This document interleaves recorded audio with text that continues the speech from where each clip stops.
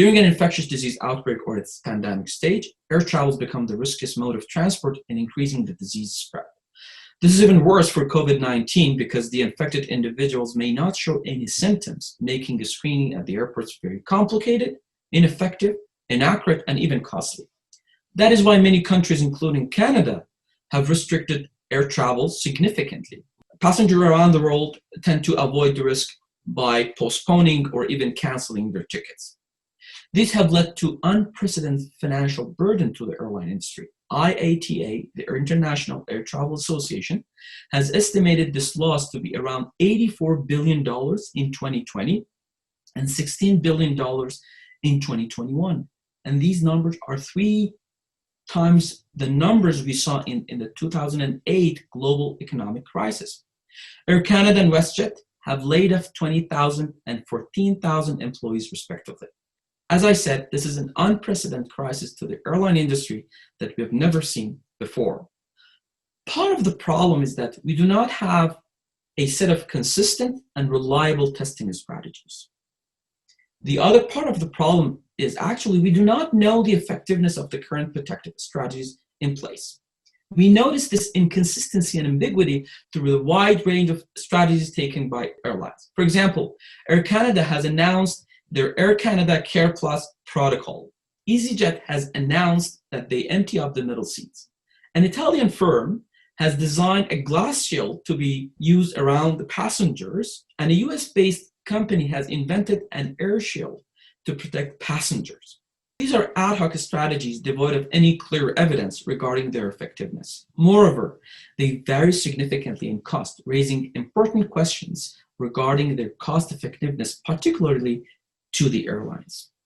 And don't get me wrong, as this is not only about the airlines. With COVID, we're still struggling with the basic questions, such as minimum safe distance for physical distancing, as it varies between as short as 1 meter to as long as 2 meters in different countries around the world.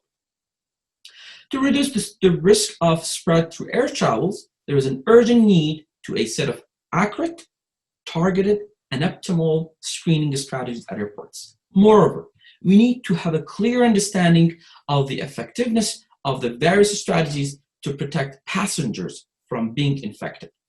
We must keep in mind that random screening strategies yield little value.